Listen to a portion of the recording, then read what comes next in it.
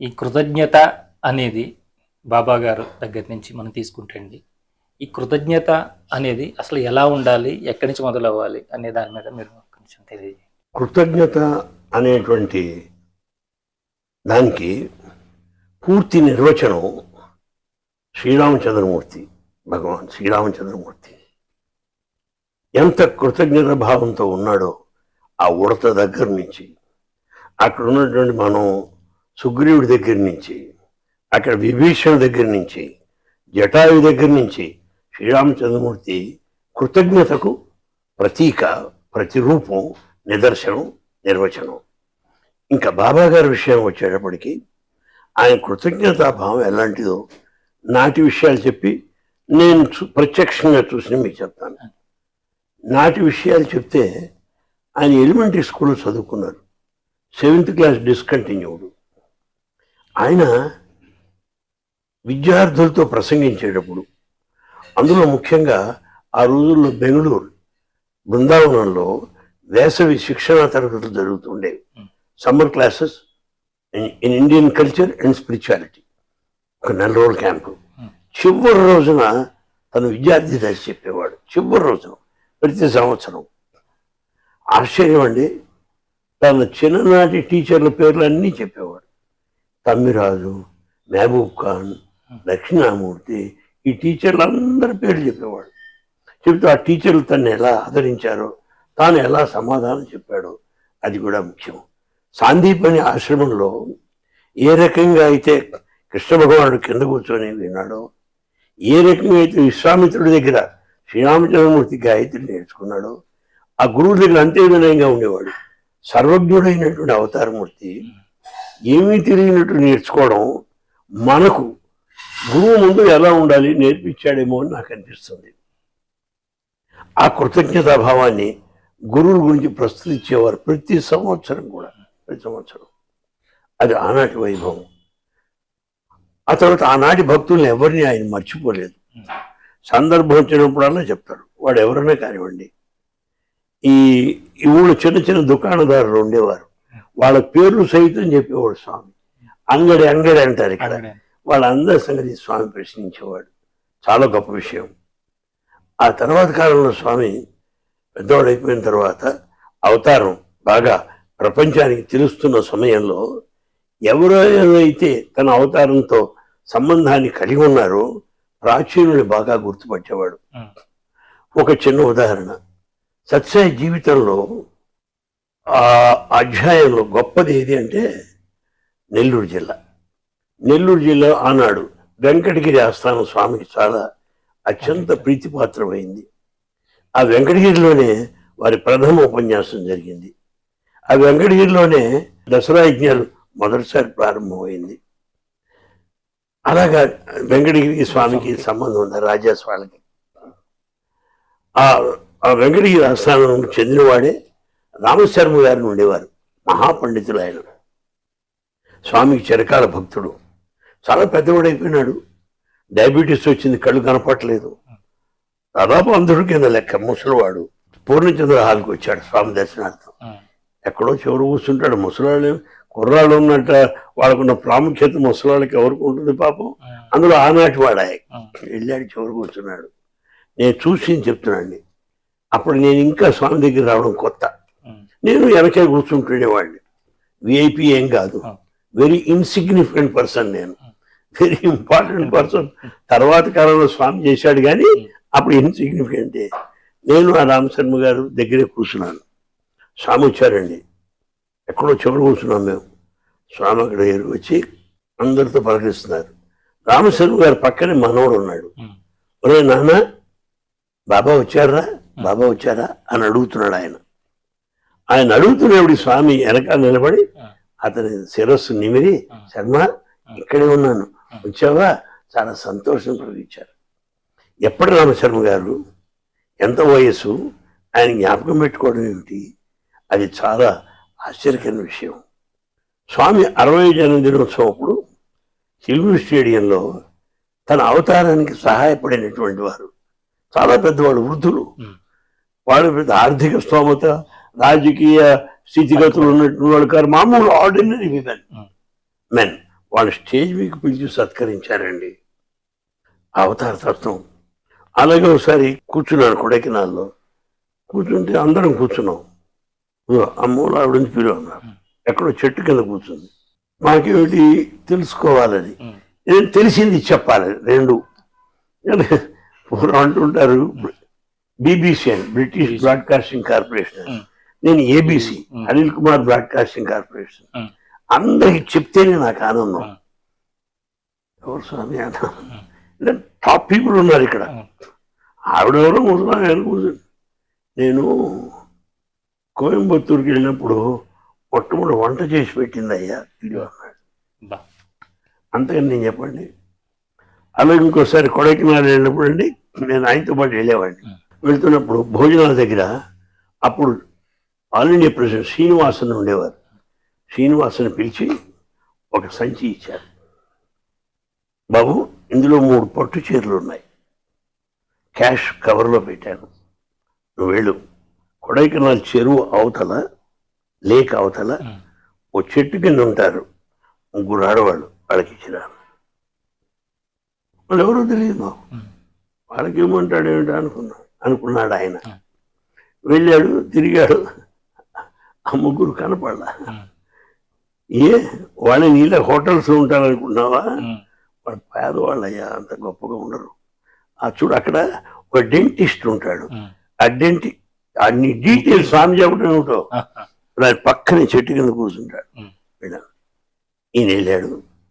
స్వామి చెప్పిందేమో 3 ఆడవాళ్ళు, తెరవసి 2 ఉన్నారు. ఏం చేస్తాడు? తలా పట్టు చేరిచ్చాడు, ఈ క్యాష్ ఇచ్చాడు. ఆ క్యాష్ స్వామి ఏది 25,000 పైన ఉంటుంది, తక్కువ ఉండదు. వాళ్ళకి ఇచ్చేశారు. ఆయన తిరిగి వచ్చాడు. స్వామి 3 అని చెప్పారు, 2 ఉన్నారని. మధ్యాహ్నం ఆవిడ తిరిగి వెళ్ళిపోయిందయ్యా, మధురైకి వెళ్ళిపోయింది. వీళ్ళు 3 స్వామికి ఎంతో సేవ చేసేవారు. స్వామి ప్రశాంతి నిలయంలో పాటలు పాడేవారు వాళ్ళే. వాళ్ళకి ఎంతో అమూల్యమైన అవకాశం ఇచ్చారు. తర్వాత సుప్రభాతంలో వీణ వాయించేది, అందుకని పంపించాను అన్నాడు. అది కృతజ్ఞత అంటే.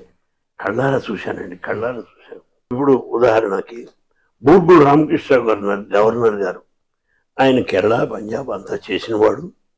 తెలంగాణ 12-15 భాషలు వచ్చినవాడు ఆయన, మహాపండితుడు. ఆయన గురించి ఆయన చెప్తుంటే పరవశించిపోయేవాడు స్వామి. ఎందుకని? ఈ బూర్గుడు రామకృష్ణ గారు స్వామి ఉపన్యాసాలు అనువదించాడు, మొట్టమొదటి ట్రాన్స్లేటర్ ఆయన. తర్వాత ఆయన్ని ఈస్ట్ ఆఫ్రికాకి తీసుకెళ్ళినవాడు ఆయన. అది ఆయన గుర్తింపు. ఎలా ఉంటుందంటే కృతజ్ఞత చెప్తానండి. స్వామి ఢిల్లీ వెళ్ళారు. ఢిల్లీ వెళ్ళినప్పుడు అక్కడ ఉండేవారు సోహన్ లాల్, బాగా రిచ్ మ్యాన్, వాళ్ళ ఇంట్లో ఉండేవారు. మధ్యలో స్వామి దర్శించామని బయటకు వచ్చారు. అబ్బో, స్వామి వస్తే క్యూ తక్కువ ఉంటుందండి. ఆ తిరుపతి క్షేత్రమే, తిరుపతి వెంకటేశ్వర స్వామి, సాయీశ్వరుడు ఒకే. అవతరించెను అచ్యుతుడు అవనియందు, పర్తిలో చూడుడిప్పుడు శ్రీనివాసుండు లోకైక చిన్మయుండు, వెలిగే పర్తీషుడై పృథివీయందు అన్నాడు ఆయన. కనుక ఆ వెంకటేశ్వర స్వామి కళలు ఉన్నాయి. జనం బాగా క్యూలో ఉన్నారు. స్వామి బంగ్లాని బయటకు వచ్చి క్యూలో చూస్తున్నారు. ఆ క్యూలో కొంచెం దూరంగా పొట్టి ఆయన గాంధీ టోపీ వేసుకొని ఈ పంచ కట్టుకొచ్చాడు. స్వామి ఆయన దగ్గరికి వెళ్ళారు. ఎవరు ఆయన? బూర్గుడు రామకృష్ణ గారు.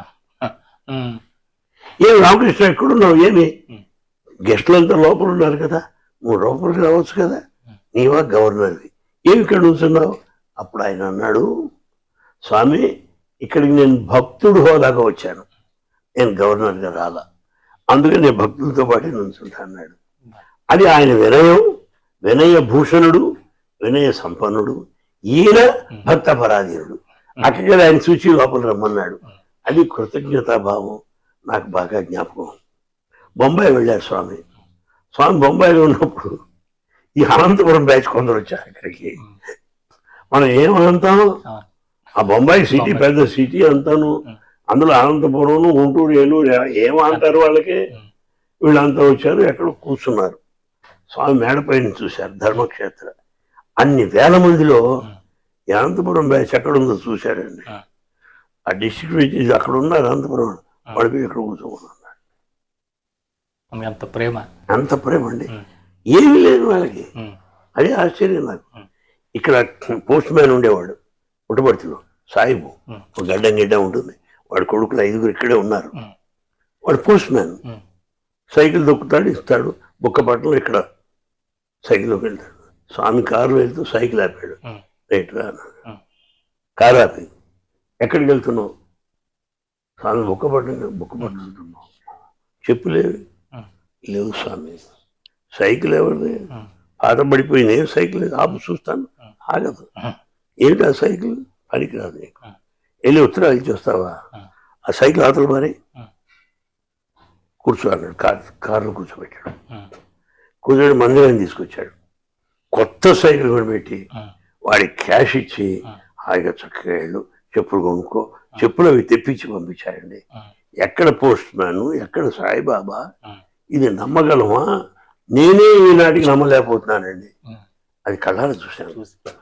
అలాగే అమ్మగొండ వారి పాలెం ఉందండి ఇక్కడ, పరమ పల్లెటూరు. స్వామి జస్ట్ రైట్ వెళ్తుంటారు. అవన్నీ అక్కడ తిరిగిన వాడయ్యా స్వామి. అవును. అక్కడికి వెళ్తే రోడ్డు మీద ఒకడు వెళ్తున్నాడు. కారాపి, ఏ రెడ్డి బాగుంటువా అన్నాడు. ఉమ్, నారాయణ రెడ్డి ఆయన క్లాస్మేట్. మన ఇద్దరం చదువుకున్నాం, మర్చిపోయావా? స్వామి మీరు ఎక్కడ? నేనంటే ఏం బాగుంటువా? సరే ఏడున్నావు? ఈ పక్క రాయలసీమ భాష. ఏడున్నావు? ఉమ్, స్వామి బాడుగు ఇంట్లో ఉంటా. బాడుగు అంటే రెంట్. రెంట్. బాడుగు ఇంట్లో ఉన్నాను స్వామి. బాడుగా? ఉమ్, పాపం.